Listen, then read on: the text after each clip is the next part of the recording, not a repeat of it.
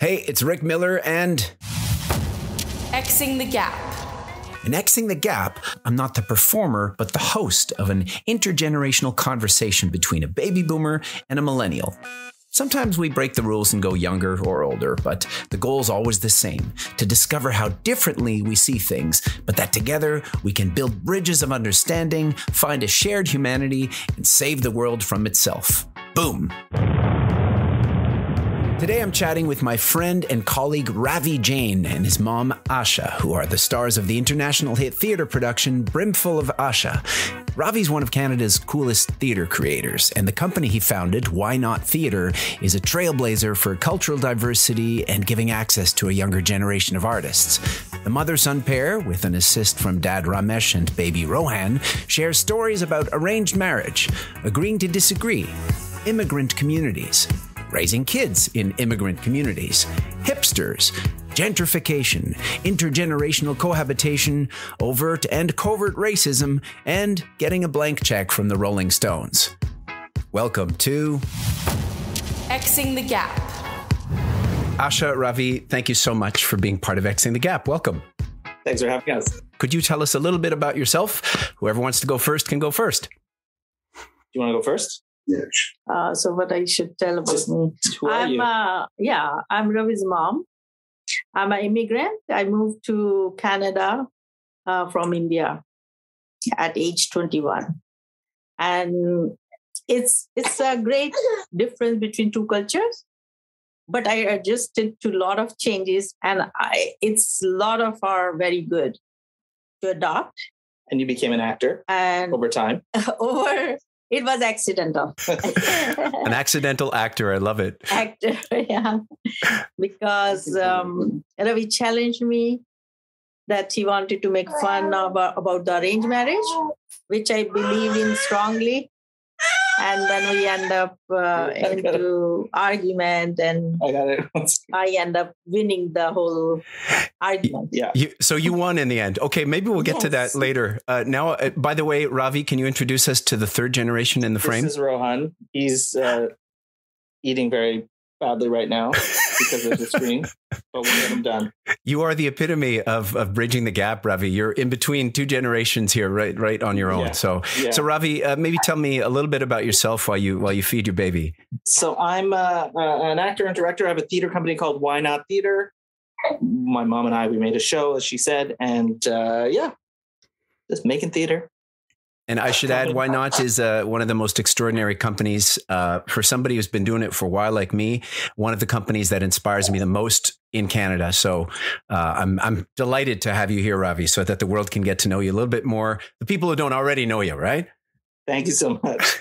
Okay, so I figure we'll get right at this. I want you to tell me about the Brimful of Asha is the name of the play. It's also the name of a song, but you wrote a play and you say that, Asha, you won the argument. Maybe set us up a little bit about what this play is and what its journey was to become a play. So we made it in 2012, but it's based on a true story. In 2007, my parents tried to arrange my marriage in India, and it didn't go so well. And so my mom and I are on stage, and we tell the story from our perspectives of what happened and why. And it feels like it's improvised, but it's actually scripted. It was created through improvisation, but we make you feel like it's happening right in front of you. Right. And you serve samosas, right? Yes. Now, those are your homemade samosas, Asha? No, sorry. I cannot make so much samosas every night. So how did you feel the first night in front of an audience, Asha? I imagine you have not done this before. And were you, describe some of your feelings around that. I don't know. It was meant to happen. And I'm a very shy person. I've never been to a stage before. First time when I went, Ravi was more nervous than me. I thought she was going to tank hard. He thought I won't be able to manage. First time only, the crowd connected to me. And when I told them a little bit about our story, they wanted to know more and more. And the more we told, they liked it more. A lot of people in the end, they said there is not such a bad idea, because what you're trying to do is best for the kids and best for everybody. I was surprised at how many people were like, I see your mom's point of view. Like they really understood. And a couple of people, a number of people, we've done it for like 9 years actually. And wherever we went, there'd always be an audience member who'd say, I wish I had done that. I wish I had had arranged marriage, or, that she does win to a certain degree. Yeah, there's a great quote. I think it's in your promotional material about you can't choose your family, so why should you choose your partner, right? Yeah, that's right. And from someone who comes at it I have a certain association with the term arranged marriage. Culturally and generationally, it just seems wrong. And I remember sitting in the audience, just generally warming up to the fact that we're all human beings. We all want what's good in our family. We want there to be happiness and prosperity and success and peace and calm. And I was won over by you, although I won't arrange marriages for my kids. I was won over by the simple fact of humanism, which is that we start to listen to each other, maybe understand each other a little bit better. So I was thoroughly won over by your point of view, Asha, which I came in expecting to be on Ravi's side 100%. Thank you. Thank you very much. And, it's over that period. Arranged marriages changed a lot too. Like when my parents got married, they didn't even see each other. The family went, saw the girl, they liked it, and my mom. And they were arranged and the marriage was done. In my time, second generation, I was able to meet my husband, have conversation with him, and I had a choice to say no. But there was nothing to say no about. So I went along and, So yes. Okay. So there was a bit of yes, but if there had been many things to say no about, would you have said no? Yes. Because my reason was to get married to him was I wanted to come abroad. And 45 years ago, the girls did not have that liberation to come alone. Nowadays, a lot of girls are coming for studies here, and they're 19, 20 years of age, and they are getting that liberation. So he was your ticket out of town. Yeah. So if they come here, afterwards they can find their own partner, Yeah. But it is strange enough. People are finding their own partners. They go for certain time, sometimes 5 years, 7 years. And then they decide to get married. And once they're married, they are divorced in a couple of years. Mm-hmm. Where arranged marriage is you don't know each other, but it's done by the families, and family makes sure that the other family is solid. They see the values and things like sometimes it fails, but not too many times. And sometimes it should fail, but then it's they're stuck together. But then that's a whole other can of worms. No, but the reason is why it stick together, because you don't know each other. So many years it takes to know each other, and then you have families, young kids. You get so involved in it, and by the time you are a little bit at that stage that you're fighting and arguing, you get used to each other, and then then you don't want to separate, or for kids' sake, for other thing. I would say, look, going back to the show, what I think is good about listening is we can agree to disagree and still respect each other. Yeah. And I think that's something about it that, we don't fully agree. There's some things I understand and agree with, but other things, at the very least, we can understand each other. Agree to disagree is what Ravi and Asha did on stage, which is way more productive than shutting each other down or canceling each other out. Marriage is a tough topic, an old institution that's evolving slowly but surely from something rigid and monolithic to something more modern and flexible. And arranged marriage, well, that might seem medieval to some of us because it's at odds with the romanticized individualism at the heart of Western culture. We think, I will find my one true love and we will be perfect together forever. Well, no. If you set someone up to be the superhero, partner, parent, friend, lover, companion, and confidant, that person is bound to fail. So maybe accepting imperfection and failure is a better way to go. I think there will be no fun without the failure. Yeah, there it is. That's no fun without failure. That's a bumper sticker or a sign and a protest. Yeah. You have to have failures in life, and they are a lesson for you. It's not. She's pearls of wisdom. I tell you, like I couldn't have said it better. And now you have a grandchild who I'm assuming that things are going to be different for Rohan. Right? Yeah. You're not going to arrange his marriage. That's good. It should come back. Each generation should boomerang back. A bunch of friends who have daughters. We've already started the combo. So we're set. I want you to hear something you said a few years ago. You know, the thing I've been thinking about if I have kids, I really want them to have an Indian community. Really close relationships with Indian folks who maybe that she'll do the dancing or he'll do the whatever performing, and I want them to be sure they're surrounded by that community because it's so important to have people who get you. Yeah, man, that's great to hear. Send me that clip. I want to play for my wife. I will. How do you feel about it? Yeah, I mean, it's still true.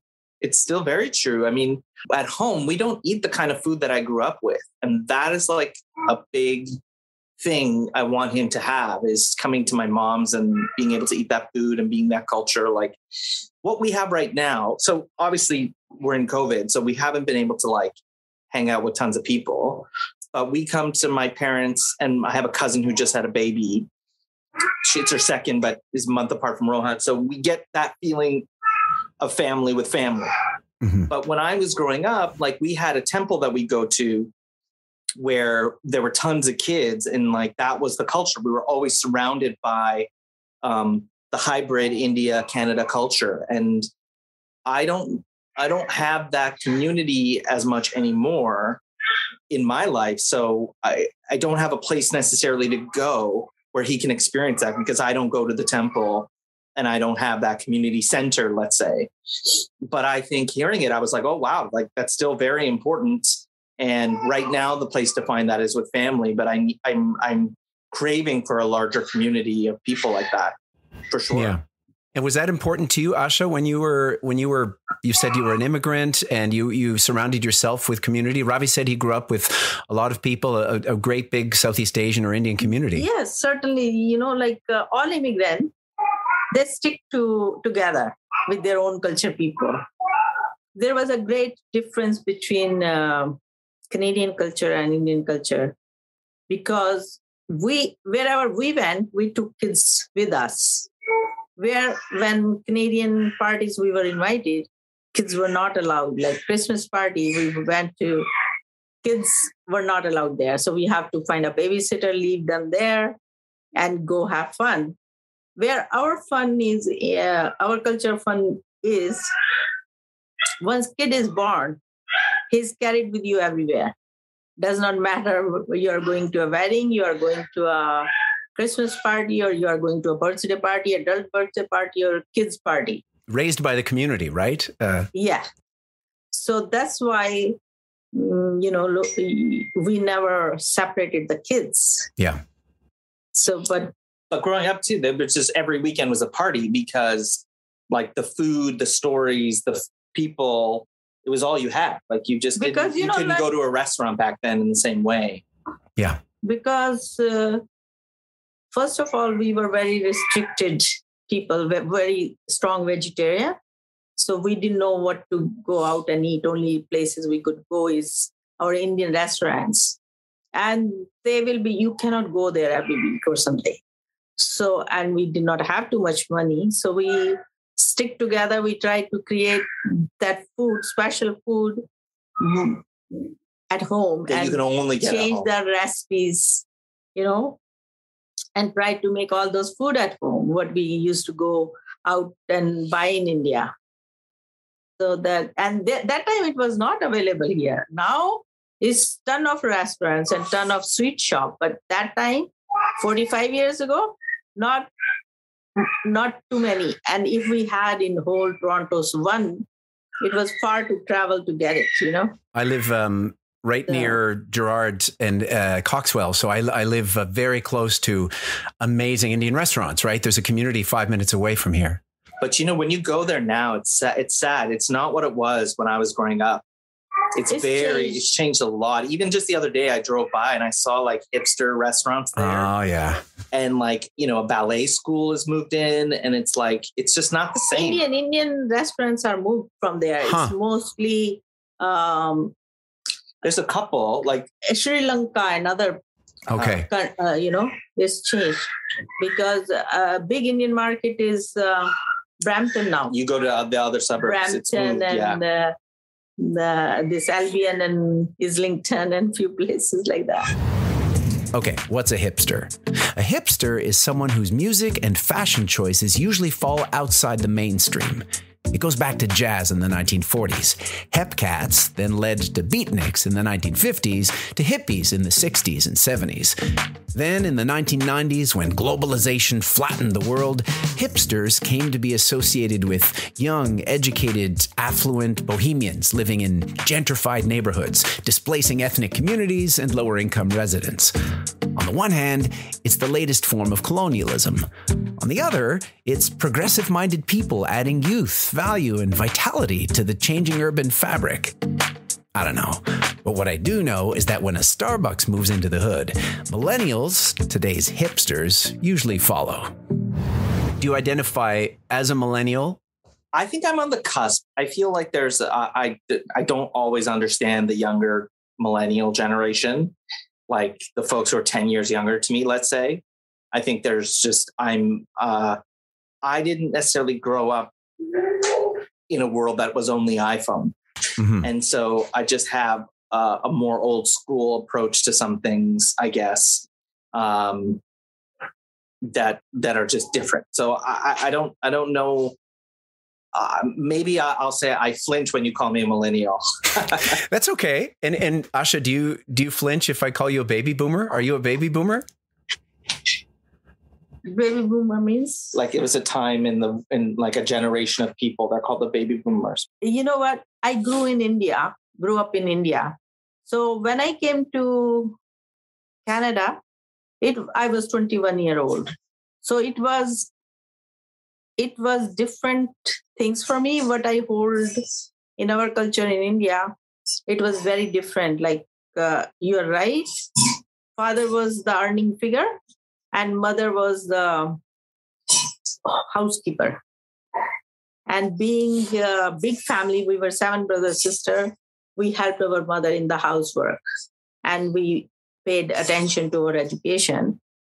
That was coming more important in kids' life, girls and boys.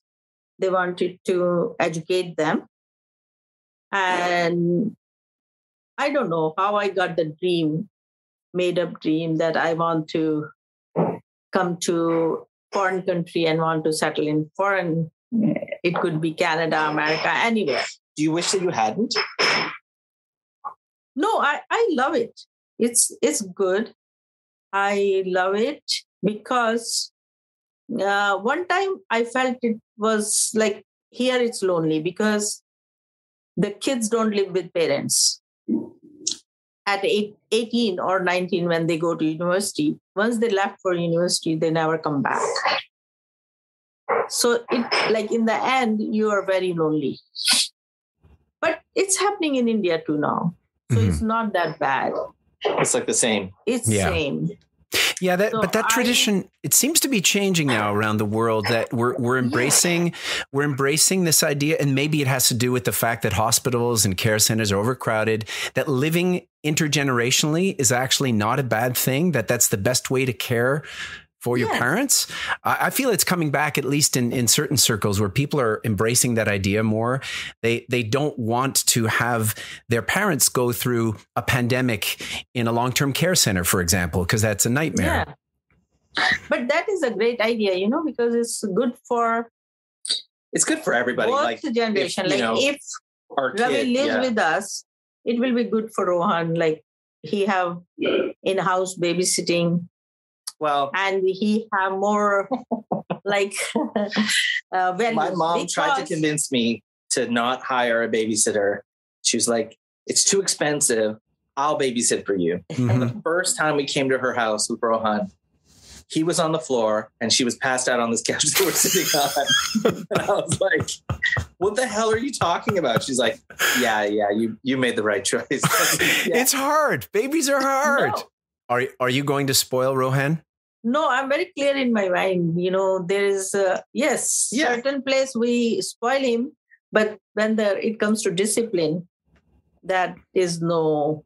All right. So Rohan, pay note if you can hear this. Don't cross the line, man. Yeah. Ravi, do you think you're just new parents right now, you and Serena, but that's okay. Sorry. It's okay. It's the sound of technology. Actually, I'll ask you, Asha, while Ravi is doing that. There's a story where your husband met the Rolling Stones, or at least there's a Rolling Stones story in there somewhere that Ravi once told me. And I wonder if that's more Ravi's story or your story to tell. I love this one. Do you remember this? Remember Mick Jagger? Papa was working at the Westin. Yes. My husband was in a hotel. He was like an engineer in a hotel. So that somebody got drunk, this Rolling Stone person, and trashed the room. You want to know? I can ask my Papa. What's the story about you and the Rolling Stones? Bring him on. Bring him on camera. What's the story? The story is that I used to work for Sheraton Hotels. Come on the camera. Come sit next to us. I used to work for Sheraton Hotels. Sit. And hi. My name is Ramesh Jain.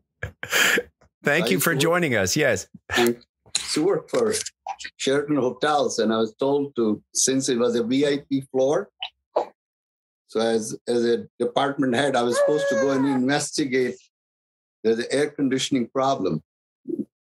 When I reached there was a man. I did not know what Rolling Stone was. So there was a man with his head inside the air conditioner in a suite. So I looked at him, and there was a carpet burned on the floor. I said, hey, guys, you burned the carpet. You'll have to pay for it. I took an estimate, and the manager came and said, listen, who are you? I said, I'm the engineering department. He says, tell your manager there's a check. There's no publicity we want. Whatever the cost, just fill it out. Yeah, that's it. Yeah. That's a blank check from the Rolling Stones. Yes. I get to general manager downstairs. I said, we'll send you the estimate and you take care of it. Amazing. Thank you for sharing that story from the horse's mouth. And I would not call you a horse, but that was I love that story. Thank you. Some of our clearest memories revolve around music.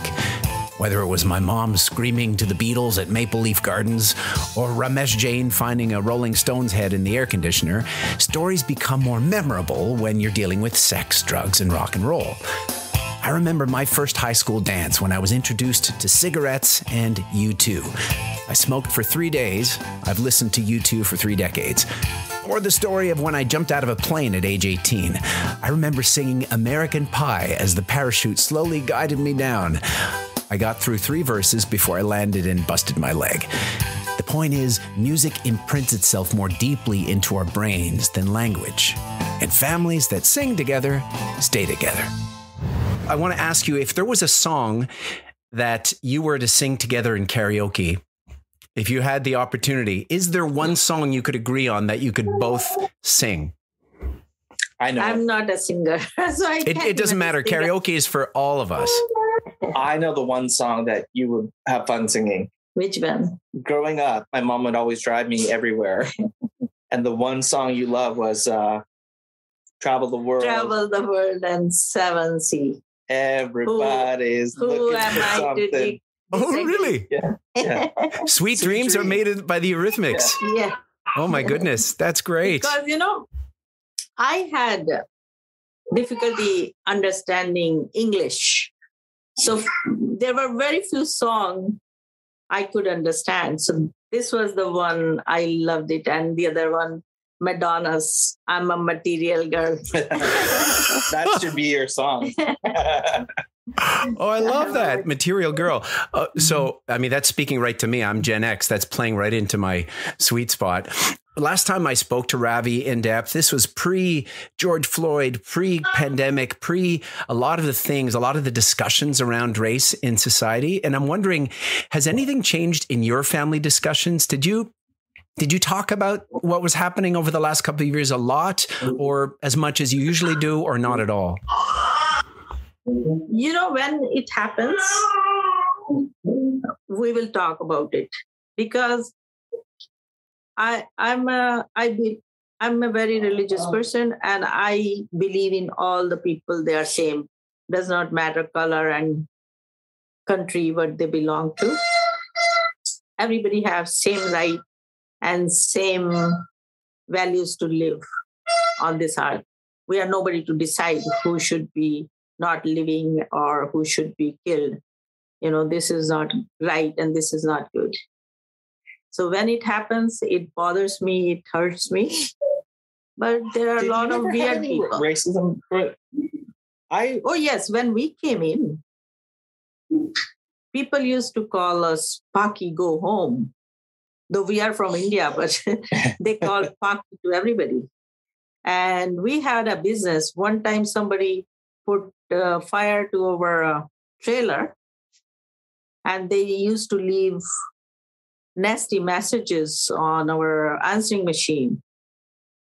Pakis, you go home. But those were the unions, because we were non-union contractors, and those people were union. But we saw some racism on the street. Paki, go home. And one time I remember I was traveling in the bus. Somebody put small gum balls in my hair, chew. So sticky. But, I never put a fight. I ignore it and let it go. I never stand there and fought them back. Mm-hmm. That if they think they're supreme or super, but we are same. Ravi, how about you? What's your experience of that? I mean, I remember growing up seeing a little bit of overt racism, but it was always covert stuff. Like I rarely experienced overt, except when I lived in France. Then I experienced like overt, straight up. And then Greece also. The rest was always covert, sly, dirty stuff. But we don't talk a lot about it unless I think if it happens to someone, then we talk about it. But we haven't had big conversations, no. Direct. Because that when this Floyd died, mm-hmm. I have a granddaughter. She was 5 years old, and she says, "Black people have," what you saying? Black Lives Matter. No, yeah, Black Lives Matters. And I told my son, I said, Anu, make her not say anything because somebody will beat her up. She's only 5 years old.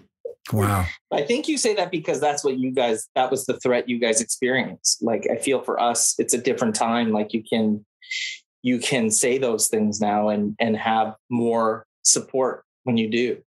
Yeah. Like you guys were all alone. Now that's what's so big about that there is a generation that can stand up for itself. Your company has a huge mentoring component to what you do, and you're always working with younger artists, very diverse artists. That's part of your mandate, and I guess your view of the world, because the company came from you. Are you learning a lot from younger people, or are there times when you're thinking, whoa, going too far, man? I think both. I think both are true. Learning and feeling it's too far because, I'm going to get pulled out of my comfort zone. But I think, for me, the big thing about mentorship too in the arts is about creating access. Like I had to work so hard to create opportunities for myself. And so now that I'm at a certain place, how can I make more opportunities for other people? And so those relationships, that is how so much of this business works, is just who you know and how you know them. Yeah. And so how can we just make more connections and more more doors open so more people can get to know each other. Well, I've gotten to know you a little better after this conversation, but now I get to take that knowledge to the next level. This is a game show called The Generation Gap.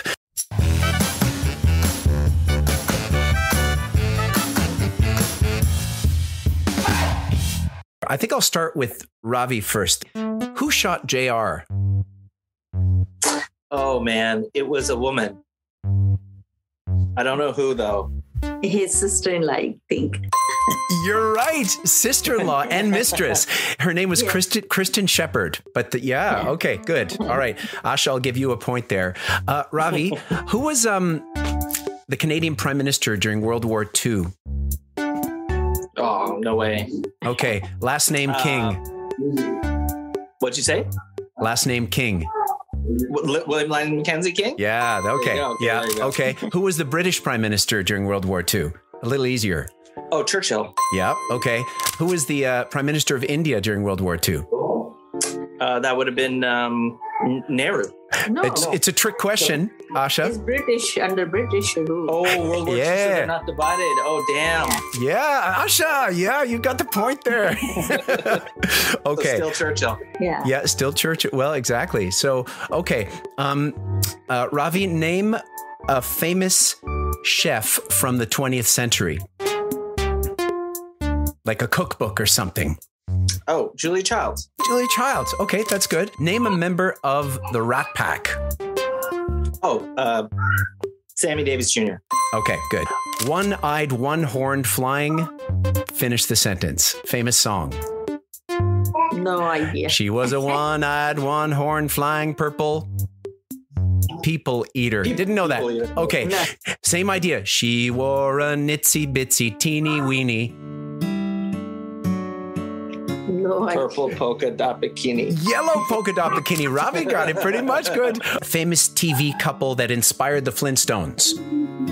Oh, Bang Zoom, Alice, to the moon. Yep.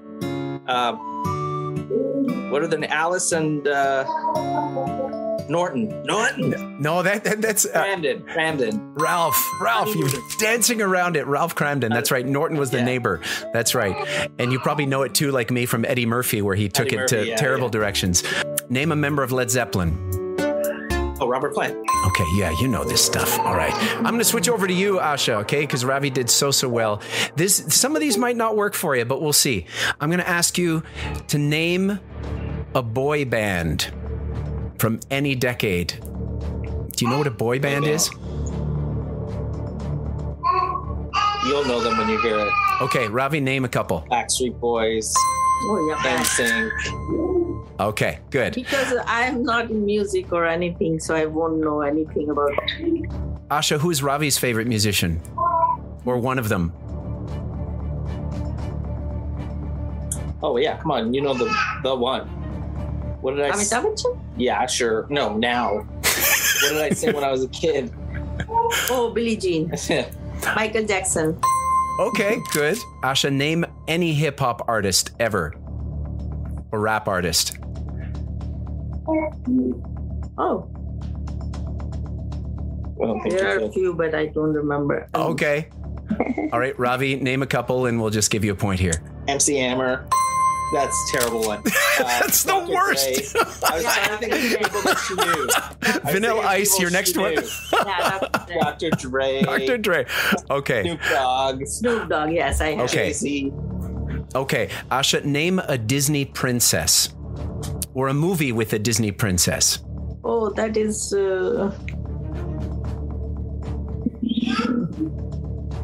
Cinderella. Okay, great. Excellent. Name a character from the TV show Seinfeld. Oh, that Kramer. Yeah, there you go. Boy, bonus points if you know his first name. I don't even know if Ravi knows. Cosmo Cremo. Here are a couple of texting abbreviations. So when Rohan's going to send you texts in a few years, you have to know what this means, okay? LOL. Love you. No, laugh out loud. Okay, what about IDK? IDK. I'll give you a hint. I don't know. There you go. Ding, ding. Okay. And finally, IDC. Same idea, but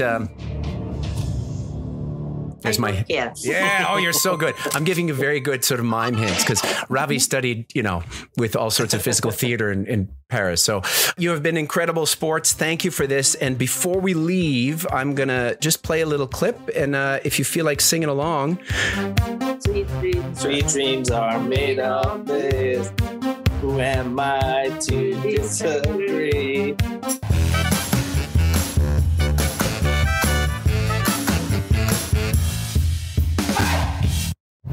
My immense gratitude to you both. Thank you for having us. I hope you had fun. Oh, yes. And now back to the business of being a family and parenting. So off to you. Thanks again. Thanks to you for listening to the podcast or watching the video. Both were conceived, written, and recorded by me, Rick Miller, with multimedia from my team at Cadoons. This series is created in partnership with Leap, an online community where life experience meets innovation. For more info, visit cabby.com/leap. And as always, thanks to my guests, Asha and Ravi Jain. Let me know what you think. You can find me at Rick Miller Actor on Twitter or Instagram or at rickmiller.ca. For more information about the Boom Trilogy, check out boomtheshow.com or cadoons.com. And remember, in a polarized world, you have a choice. Build a wall or build a bridge. Build bridges, not walls. Xing the gap.